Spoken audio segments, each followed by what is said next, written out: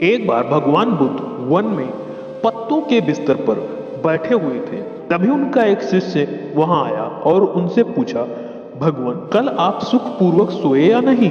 भगवान बुद्ध ने कहा, हाँ कल मैं सुख की नींद सोया। तभी शिष्य बोला, लेकिन भगवान कल रात तो हिमपात हो रहा था और ठंड भी कड़ाके की थी।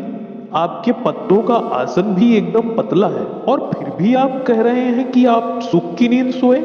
भगवान बुद्ध बोले, अच्छा तुम मेरे एक प्रश्न का उत्तर दो। मान लो किसी गृहपति के पुत्र का कक्ष वायु रहित और बंद हो, उसके पलंग पर बहुत मोटा सा गद्दा हो, तकिया हो, उस पर वितान हो और सेवा के लिए 4 लोग तत्पर हो, तब क्या वह गृहपति पुत्र सुख से सो सकेगा?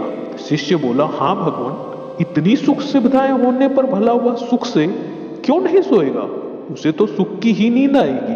भगवान बुद्ध बोले, किंतु यदि उस गृहपति पुत्र को रोग से उत्पन्न होने वाला शारीरिक या मानसिक कष्ट हो, तो क्या वह सुख से सो पाएगा?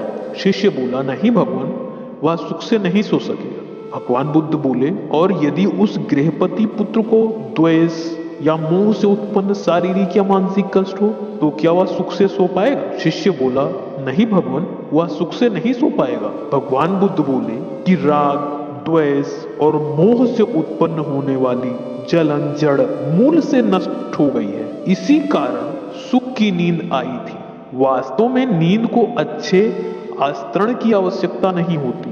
तुमने यह तो सुना होगा कि सूली के ऊपर भी अच्छी नींद आ जाती है। सुखद नींद के लिए चित्त का शांत होना परम आवश्यक है, और यदि सुखद आस्तरण हो तब तो बात ही क्या, सुखद नींद के लिए वह निश्चय ही सहायक होगा। दोस्तों, उम्मीद है आपको यह कहानी अच्छी लगी होगी। अगर कहानी अच्छी लगी तो चैनल को सब्सक्राइब कीजिए और वीडियो को लाइक कीजिए। धन्यवाद।